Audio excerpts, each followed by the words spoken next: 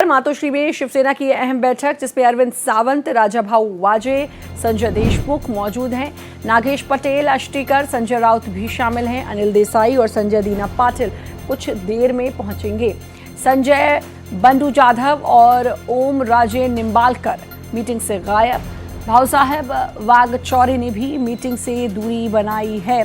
तो संजय बंडू जाधव तमाम बड़े नाम जो हैं इस बैठक में शामिल हैं। मातोश्री में शिवसेना यूबीटी की ये अहम बैठक है। इसमें संजय राउत, अरविंद सावंत, राजाभाऊ वाजे और नागेश पाटिल, अष्टीकर, संजय राउत इस बैठक में शामिल हैं। अनिल देसाई और संजय दीना पाटिल कुछ देर में यहाँ पहुँचने वाले हैं। भाऊ साहब वागचौरे ने भी इस मीटिंग से दूरी बनाई है। ओम राजे निम्बालकर और संजय बंडू जाधव जो है इस मीटिंग से गायब है।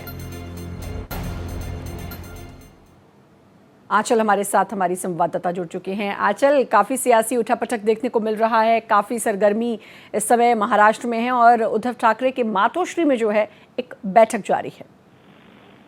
जी बिल्कुल श्रद्धा, देखिए आज उद्धव ठाकरे की तरफ से अपने सांसदों की बैठक बुलाई गई है और इस बैठक में उनके जो 9 सांसद चुनकर आए हैं वो बैठक में शामिल होने वाले थे। लेकिन देखिए कई जो सांसद हैं वो प्रत्यक्ष रूप से पहुंच रहे हैं बैठक के लिए, तो कोई ऑनलाइन जुड़ रहा है। इसको लेकर जो शिवसेना पार्टी के सांसद हैं संजय राउत, उनकी तरफ से प्रतिक्रिया सामने आई है।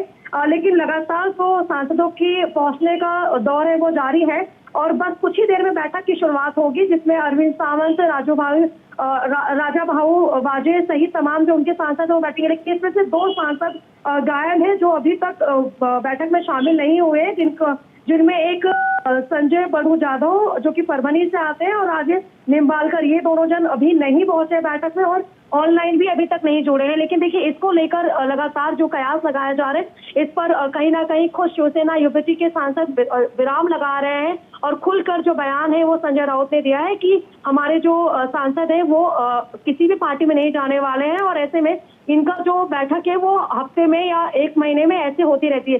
लेकिन देखिए जिस तरीके से इनके सांसद इनके कई कार्यक्रम से दूरी बना रहे थे, अब उसके बाद ये देखना होगा कि आज जब बैठक होगी उसके बाद क्या कुछ स्पष्टीकरण निकलकर सामने आता है। हालांकि इस पूरे मामले को लेकर सत्ता पक्ष में शामिल एकनाथ शिंदे की पार्टी, एकनाथ शिंदे की जो पार्टी है शिवसेना, उनके नेताओं की तरफ से प्रतिक्रिया आई थी। खुद एकनाथ शिंदे ने प्रतिक्रिया दी कि देखिए महाराष्ट्र में अभी कोई चुनाव नहीं हुआ है और ऐसे में हमारा ऐसा कोई वो नहीं है कि कोई हमारे पार्टी में शामिल हो, क्योंकि अभी अगर चुनाव होता, कुछ हलचल होता तो प्रत्यक्ष रूप से ये चीजें देखने को मिलती, जिसको अभी सत्ता पक्ष के लोग नकार रहे हैं। लेकिन आज जो बैठक बुलाई गई है उसमें क्या कुछ निष्कर्ष निकलता है ये देखना होगा और कितने सांसद अभी मातोश्री में पहुंचे हैं और कई जो सांसद है क्या वो ऑनलाइन जुड़ते हैं या फिर नहीं, जिसमें से 2-3 अभी गायब है। श्रद्धा, बिल्कुल, हालांकि जो आपने कहा कि भाई संजय राउत ने कहा है ऐसा कुछ नहीं है, एक सामान्य बैठक है, लेकिन आंचल तिवारी इसे ऑपरेशन टाइगर से जोड़कर देखा जा रहा है,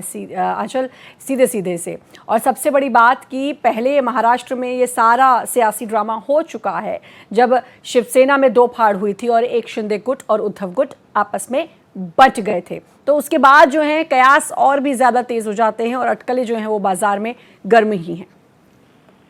जी बिल्कुल श्रद्धा, क्योंकि देखिए जिस तरीके से अलग अलग जगहों पर शिवसेना यूबीटी के कार्यक्रम हुए थे उसमें इनके कई सांसद शामिल नहीं हुए थे और इसको लेकर लगातार कयास लगाए जा रहे थे कि क्या ये सांसद शिवसेना मतलब कि एकनाथ शिंदे की पार्टी में शामिल होंगे।